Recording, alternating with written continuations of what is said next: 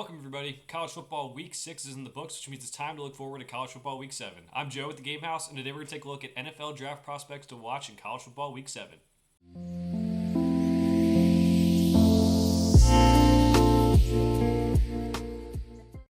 Okay, as mentioned, we're going to go over the top NFL draft prospects to watch in college football week 7. As a reminder, we're going to go through 5 a week, and we're going to try not to repeat any players. So you may see guys that have good matchups this week, but maybe we've already covered them in a previous post, or maybe I'm saving them for later in the season with a better matchup coming up.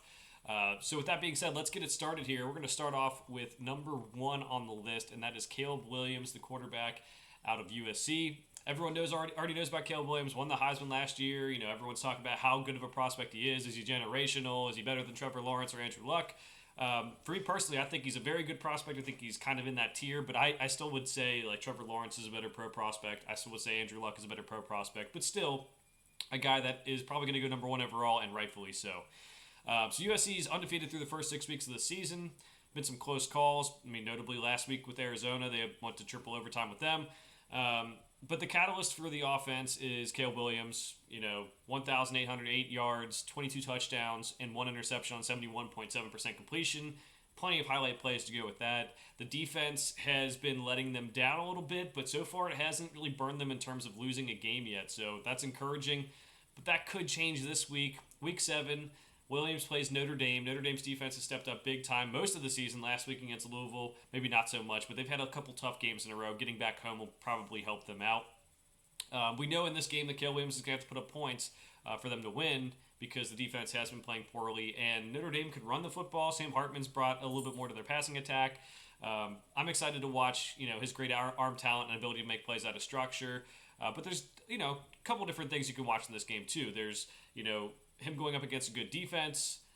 Him playing in a rain game in South Bend is supposed to be rainy and stuff too. That's something that we don't always get to see with him playing at USC.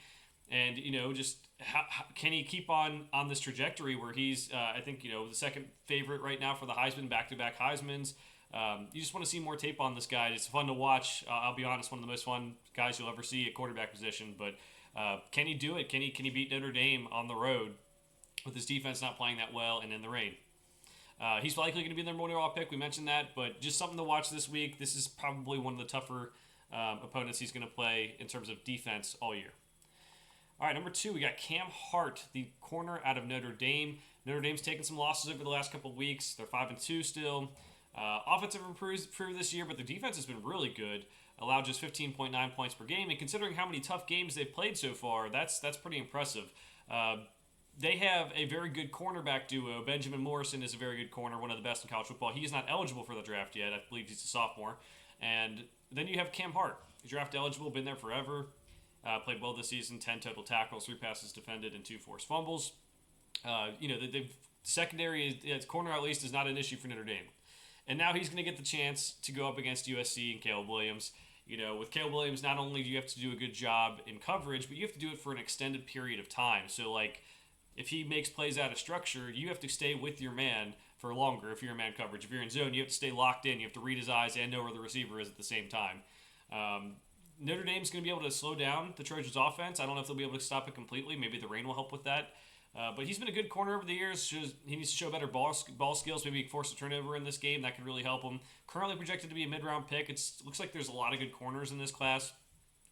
Quarterbacks, wide receivers, offensive tackles, and corners and edge rushers really seem like they could be good values in this year's draft. So he'll need to play well down the stretch, but had a good start to the season and a pretty good player. Number 3, we have Michael Penix out of Washington. This is a quarterback-heavy week. It's some big matchups where you feature some of these guys who need to have some of the exposure. Washington's undefeated this season. Offense has been impressive. If you're going based on eye test, they're probably the team that you would say is the best team in the country because they've just killed people and the offense looks good. He had a great 2022 season for Washington after transferring in from Indiana. This season, he's passed for 1,999 yards, 16 touchdowns, and 2 interceptions on 74.7% completion. That's pretty incredible. This week, they're going to play their rivals, Oregon, one of the rivals in Oregon. The game's likely going to have a lot of points scored. We're going to get to the other quarterback in this game in a second. But Oregon does have a solid defense. Penix has shown a good deep ball, strong arm, the ability to extend plays. Not the most mobile guy, especially with all the injuries he's had in his career. He needs to keep on playing well and build up that stock. Yes, it looks like right now Caleb Williams is the first quarterback taken, then Drake May out of North Carolina. But that third spot's still very much up in the air, whether it's Shedeur Sanders, Michael Penix, Bo Nix, who we're going to get to in a little bit. It's important to play well down the stretch, have these big games, get more tape out there for these prospects or for these NFL draft people. So using those abilities, if he can get some deep balls going against Oregon, I think they could probably win this game, and it should be good for their future too because the Pac-12 race is going to be pretty tight. All right, as mentioned, Bo Nix. Oregon's also undefeated on the season, been solid on both sides of the ball. Most notably, they've beaten Colorado this year. We know Colorado's not the greatest team, but they're better than they were last year. Bo Nix, a lot of people might remember he played at Auburn. This is not the same Bo Nix. He's a lot better now. I think the offense is much more, a better situation for him in that offense in Oregon. So far in 2023, 1,459 yards, 15 touchdowns, 1 interception on 80.4% completion. We're going to get into that in a second here, but that's pretty incredible. So, this battle of the quarterbacks could determine who wins this game. So Nix will have to have a good game. He's improved at his time at Oregon. He needs to continue to show that he's improved by making smart decisions and making plays downfield. The Ducks offense sometimes will make him throw passes short. We always get into, do they throw a lot of screen passes? What's the average yards per attempt? He needs to keep on making plays downfield to help his stock and making those good decisions because at Auburn, it was very much, there's good Bo Nix where he makes great plays and there's bad Bo Nix where he turns the ball over. So currently projected to be a day 2 pick in the NFL draft, 2024 NFL draft, but could play his way up in this quarterback ranking system this year. Could play himself down too, but I think he's got maybe the benefit of the doubt a little bit in his last year at Oregon. All right, number 5, Cam Kinchens, the safety out of Miami. Miami has 1 loss on the season. It was a brutal one this past week where they didn't take a knee to Georgia Tech. Defense has been good, though, overall. They've been holding teams to a few amount of points. They just need the offense to pick it up. But the defense has some NFL players that they're working with, whether it's Cam Kinchens, Leonard Taylor, you can go on. Cam Kinchens has 17 total tackles, 1 interception, and 1 pass defended in 3 games played this season. Now, Miami's going to be playing North Carolina this week. It probably would have had a lot more hype to it if Miami hadn't lost that game last week. They're playing against Drake May, who we mentioned is one of the top quarterbacks in the class.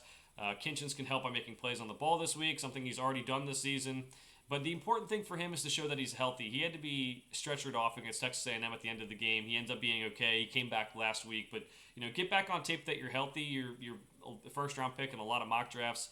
A lot of NFL scouts are going to want to see that you're ready to roll. And he did play last week, but we'll see if his role increases this week. We'll see if he plays better this week and can maybe help his stock. So those are the 5 players I'm watching this week in college football in terms of NFL draft. Let me know what prospects you're watching in the comments below. For now, thanks for watching. We'll see you guys next time.